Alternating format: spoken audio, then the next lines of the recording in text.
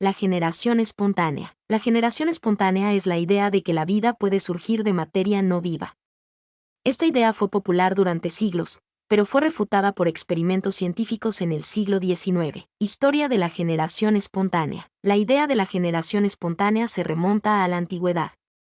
Aristóteles, uno de los filósofos más influyentes de la historia, creía que los animales podían surgir de la materia no viva, como por ejemplo, los gusanos de la carne en descomposición. Durante la Edad Media, la generación espontánea se convirtió en una teoría científica común.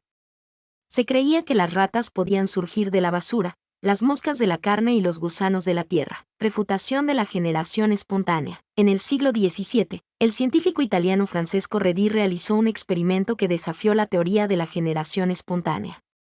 Redi colocó carne en frascos, algunos de los cuales estaban cubiertos con un paño y otros no. Descubrió que las moscas solo se desarrollaban en la carne que estaba expuesta al aire. En el siglo XIX, el científico francés Louis Pasteur llevó a cabo otro experimento que refutó la generación espontánea. Pasteur diseñó un experimento con un matraz en forma de cuello de cisne. El matraz permitió que el aire entrara, pero no las partículas del aire. Pasteur descubrió que los microorganismos no crecían en el caldo dentro del matraz, mientras que sí lo hacían en el caldo de los matraces abiertos al aire. La teoría celular. La refutación de la generación espontánea llevó a la aceptación de la teoría celular, que afirma que todas las células provienen de células preexistentes. Esta teoría es uno de los principios fundamentales de la biología moderna. En resumen, la generación espontánea fue una teoría que fue popular durante siglos, pero fue refutada por experimentos científicos. La teoría celular es la teoría moderna que explica el origen de la vida. Francesco Redi, un científico italiano del siglo XVII, realizó un experimento para refutar la teoría de la generación espontánea. Para ello, colocó carne en varios frascos. Algunos frascos estaban cubiertos con un paño, mientras que otros estaban abiertos. Redi observó que las moscas solo se desarrollaban en la carne que estaba expuesta al aire, mientras que la carne cubierta no tenía moscas. Este experimento demostró que las moscas no surgían espontáneamente de la carne, sino que eran atraídas por ella y depositaban sus huevos en ella. Los huevos luego se convertían en larvas y, finalmente, en moscas. Este experimento fue uno de los primeros en desafiar la teoría de la generación espontánea y ayudó a sentar las bases para la teoría celular, que establece que todas las células provienen de células preexistentes. Científicos contribuyeron a refutar la teoría de la generación espontánea. Además de Francesco Redi, otros científicos contribuyeron a refutar la teoría de la generación espontánea.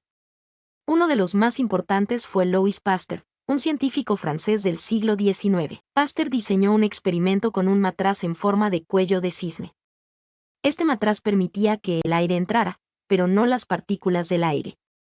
Pasteur descubrió que los microorganismos no crecían en el caldo dentro del matraz, mientras que sí lo hacían en el caldo de los matraces abiertos al aire. Esto demostró que los microorganismos no surgían espontáneamente del caldo, sino que provenían del aire. El experimento de Pasteur fue crucial para refutar la teoría de la generación espontánea y para establecer la teoría celular, que afirma que todas las células provienen de células preexistentes. La teoría de la generación espontánea se llama así porque se creía que la vida podía surgir espontáneamente de la materia no viva.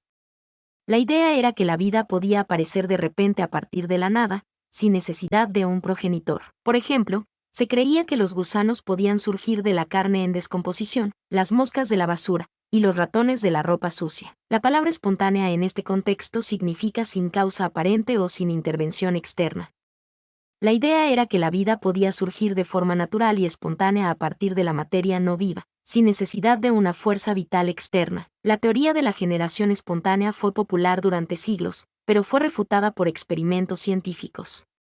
Estos experimentos demostraron que la vida no podía surgir espontáneamente de la materia no viva, sino que provenía de otros organismos vivos. Tipo de organismos se creía que podían surgir de la generación espontánea. Se creía que una variedad de organismos podían surgir de la generación espontánea, incluyendo insectos. Las moscas se creían que surgían de la carne en descomposición, y los gusanos de la tierra. Roedores. Se creía que las ratas podían surgir de la basura y la ropa sucia. Otros animales. Se creía que otros animales pequeños, como los sapos, podían surgir del barro. En general, la teoría de la generación espontánea se aplicaba a organismos que parecían aparecer de repente en lugares donde no había evidencia de progenitores. La idea era que la vida podía surgir espontáneamente de la materia no viva, sin necesidad de un progenitor. Sin embargo, como se ha demostrado a través de experimentos científicos, la generación espontánea no es un fenómeno real. Todos los organismos vivos provienen de otros organismos vivos. Mi nombre es Demim, soy tu asistente personal. Mi sitio en internet es demim.es.tl.